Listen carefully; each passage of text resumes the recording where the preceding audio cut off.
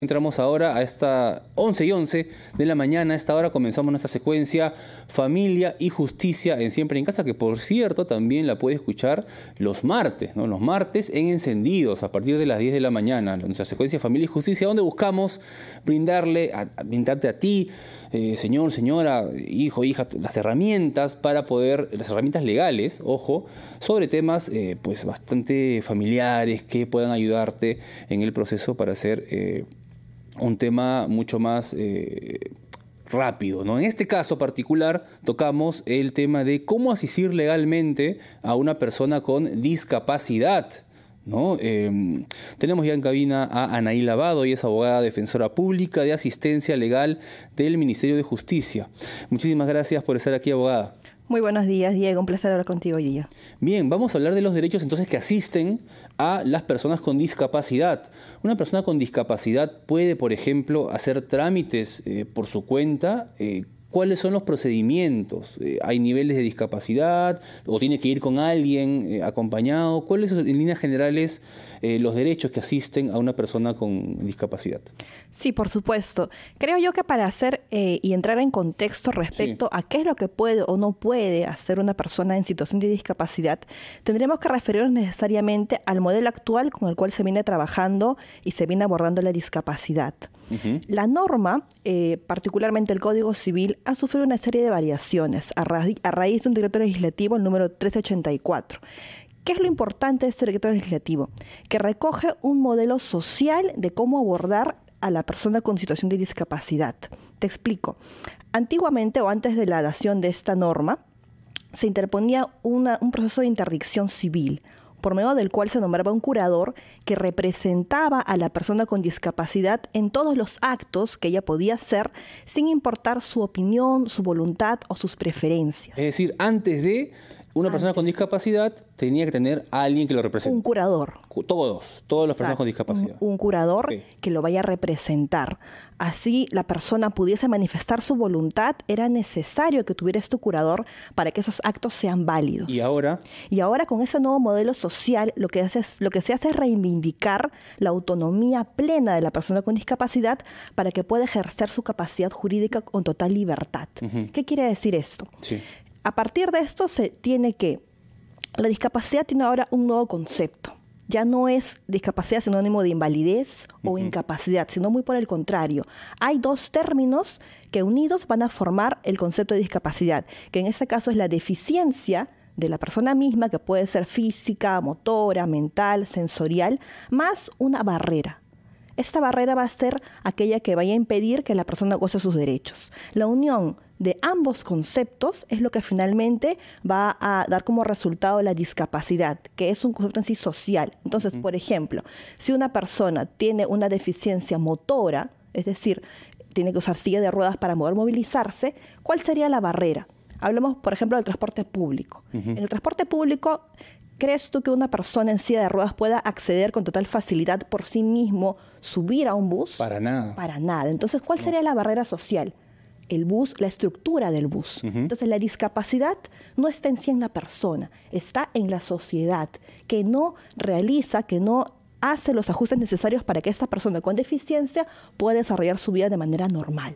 Eso es la discapacidad ahora. Entonces, ¿cuáles son los ajustes? El derecho ha determinado una serie de ajustes y uno de estos es la figura del apoyo y salvaguardias en reemplazo de la interdicción civil. ¿Qué significa el apoyo y salvaguardia? El apoyo y salvaguardias, el apoyo para empezar son cualquier forma de asistencia que va a requerir una persona con discapacidad mayor de edad para que otra persona le pueda asistir, le pueda apoyar, valga la redundancia, a realizar determinados actos. Y retornando al inicio de tu pregunta, ¿una persona con discapacidad podría, por ejemplo, realizar algún trámite, una pensión, firmar un contrato? Sí lo puede hacer, porque puede manifestar su voluntad, pero requiere que alguien quizás, si tiene una discapacidad visual, le lea el contrato, le apoye a hacer los trámites, pero ya no reemplaza su voluntad. Claro, ya no tiene a alguien que decida por él, que es lo que se hacía antes, ¿no? Autónomo es ya. Autónomo. Claro está que en la discapacidad, como bien explicaba la doctora anterior, por ejemplo, hay niveles, hay grados. Habrán personas que lamentablemente no puedan manifestar su voluntad. ¿Y quién decide eso, por ejemplo? A ver, si la persona con discapacidad puede manifestar su voluntad, puede optar por dos medios: designar un apoyo vía notarial o vía judicial. Pero si la persona no puede manifestar su voluntad, por ejemplo, está en situación de coma, entonces solamente lo podría hacer vía judicial para que sea el juez quien determine qué persona podría asistirlo para poder desarrollar sus actividades, por ejemplo, Claro. temas de disposición de Un bienes, familiar qué podría sé yo. también, porque, Puede a ver, ser. una discapacidad también puede ser una enfermedad mental, por ejemplo, ¿no? Por Que no supuesto. esté dentro. Entonces, vamos a ahondar en eso. Estoy seguro que nuestros oyentes tienen muchas preguntas. Vamos a abrir las líneas de RPP para que nos puedan llamar sobre este tema, ¿no? ¿Cómo una persona con discapacidad puede recibir asesoría legal?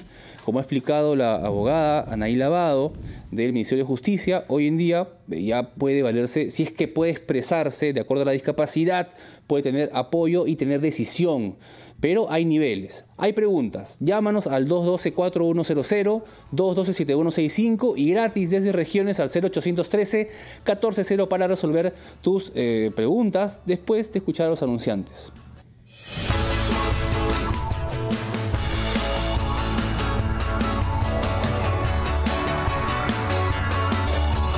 Y ya estamos de regreso en Siempre en Casa. Mi nombre es Diego Pajares Herrada. Muchísimas gracias por estar escuchándonos en todo el Perú y viéndonos también a través de la multiplataforma de RPP Noticias. Seguimos en nuestra secuencia Familia y Justicia con la abogada defensora pública de asistencia legal del Ministerio de Justicia, Anaí Lavado, que va a contestar la pregunta de Dante de Huaral. Dante, muchísimas gracias por esperarnos.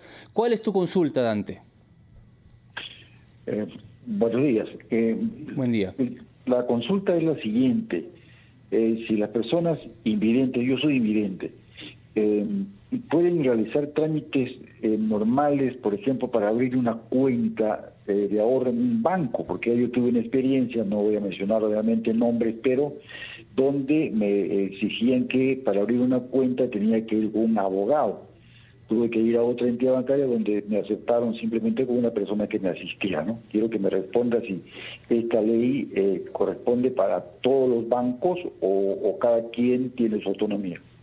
Muchísimas gracias, Dante, por tu consulta. Justo lo que hablábamos fuera del micrófono, abogada Anaí Lavado. La respuesta, por favor, para Dante, que amablemente nos ha esperado hace tiempo. Dante, ¿cómo estás? Muy buenos días. Como comentábamos al inicio, al ser una persona con discapacidad, en este caso visual, ello no limita que puedas ejercer tus derechos con total libertad de manera plena. Entonces, si una entidad financiera te señala que por tener esta deficiencia visual no puedes aperturar una cuenta, estás lamentablemente haciendo un acto lesivo en contra de esa capacidad que tú ya tienes. Lo correcto es que por los formularios entiendo yo que no están adaptados, quizás un sistema braille para que tú puedas comprenderlos por ti mismo, requieras o lleves el apoyo de una persona de tu confianza para que te pueda asistir en ese momento. Pero ojo, recalco, la entidad es la que debe realizar los ajustes necesarios para que tú, incluso sin necesidad de alguien, puedas tener acceso a los documentos adaptados y ajustados para tu necesidad específica. Claro, esto es lo que hablábamos de cómo las entidades, tanto las públicas como las privadas, tienen que adecuarse a esta nueva Claro, porque de lo modificación contrario, de la ley, ¿no? eso se considera una barrera, y una barrera es a nivel social, y eso forma en sí lo que es la Y discapacidad. atención, todos los gerentes de bancos que nos están escuchando, ¿no? La ley ya ha sido modificada, como hemos anunciado, y no pueden poner más barreras a personas con discapacidad y que son conscientes, ¿no? Y que puedan hacer trámites. No pueden hacer eso. Porque estarán atentando contra los derechos y la capacidad jurídica plena de estas personas. Clarísimo. Tenemos una llamada más, abogada. José de San Juan del Lurigancho. Muy buenos días. ¿Cuál es tu consulta? Mi consulta es muy simple. Mire, por ejemplo, yo tengo problemas, por ejemplo, en la Municipalidad de Lima. Quiero hacer un trámite, me dice, no, señor, a pesar que soy discapacitado, me dice, no, señor, ¿sabe qué pasa? Usted no tiene que hacer, ¿me puedes ayudar? No, estamos prohibido. Hay muchos, digamos, muchas formas. Inclusive la radio misma, antiguamente, por ejemplo, RPP tenía un programa, por ejemplo, de lo que es donde uno llamaba para publicitar un producto, ¿no? Donde las personas que tenemos discapacidad llamamos y hacíamos publicidad para nuestros productos, por ejemplo. Es uno, ¿no? Por ejemplo, RPP tiene un programa de tecnología donde puede la tecnología a los discapacitados que tenemos problemas visual, oído, etcétera, qué avances hay de este Jesús Vélez. Ese programa debería ser más amplio, más tiempo, porque es muy importante, que ayuda a todos, pero también tiene que haber en parte para RPP, para los discapacitados que tenemos problemas, que no lo existe. Antes tenían, pero bueno, ha cambiado RPP bastante, un favor. Ok, gracias, José. Tú mencionaste a la Municipalidad de Lima hace un momento. ¿Has tenido algún problema para hacer algún trámite específicamente? Sí, ¿Alguna barrera? Sí, lo peor de todo que las oficinas de la Municipalidad tan solo te atienden algunos de 8 a 1:30.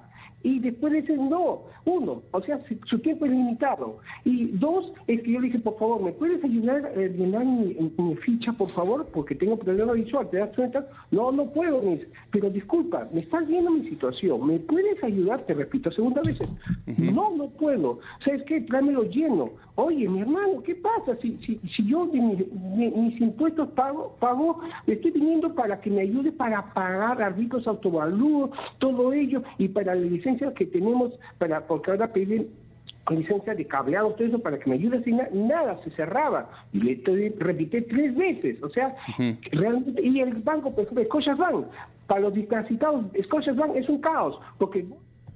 Bien, muchísimas gracias, José, desde San Juan de Lurigancho. Bien, la importancia, abogada, que mencionábamos de que las instituciones, tanto públicas como privadas, pues reconozcan esta modificación que ha mencionado para que le den todas las facilidades a las personas con discapacidad, ¿no? Sí, efectivamente. Realicen sobre todo los ajustes necesarios. Y te pongo un ejemplo muy simple. ¿Qué pasaría, por ejemplo, si Lima, no solamente Lima, fuera una ciudad donde la gente mide más de 2 metros de altura? Y tú naces y mides 1,55 metros. Entonces, tú no podrías, en primer lugar, por ejemplo, siquiera cogerte del mango de un bus porque no alcanzarías. Incluso tendrías que usar quizás un banco adicional para poder comer porque los asientos serían muy elevados. Bajo ese contexto, tú serías una persona con discapacidad. Claro. ¿Por qué? Porque la barrera que hay es que no hay ajustes ni adaptaciones para que tú puedas desarrollarte de manera normal. Y eso, trasladándolo ya a un tema de deficiencia motora, mental o sensorial, definitivamente va a formar pues y va a ahondar lamentablemente de manera negativa en los derechos que tienen estas personas. Si alguien tiene dudas, más dudas sobre ese tema, ¿a dónde puede llamar? ¿Hay alguna línea que podamos dar para que alguna persona con discapacidad pueda comunicarse y recibir asesoría? Sí, y te agradezco mucho la pregunta. Nosotros como Defensa Pública ofrecemos el servicio legal de manera gratuita desde el inicio, en el transcurso y hasta el final del trámite. Si particularmente quiere iniciar un proceso de apoyo y salvaguardias vía judicial, simplemente tiene 2 vías. O bien puede llamar al Fono Alegra, que es el número 1884, para que sea atendido y se le pueda designar un abogado especialista en familia, como por ejemplo mi persona, o de lo contrario, podría acercarse a nuestras direcciones distritales a lo largo de todo el Perú para que reciba el patrocinio legal gratuito y pueda finalmente ser designado la persona que elija, que no necesariamente tiene que ser una persona natural, un familiar, sino una persona de confianza y de esta manera pueda realizar los actos que mejor le vayan con sus intereses. Bien, muchísimas gracias a Anaí Lavado, abogada, defensora pública, asistencia del Ministerio de Justicia, por su apoyo, por sus lecciones, todo lo que nos ha enseñado el día de hoy. 11:50, escuchamos a los anunciantes y regresamos con más en Siempre en Casa.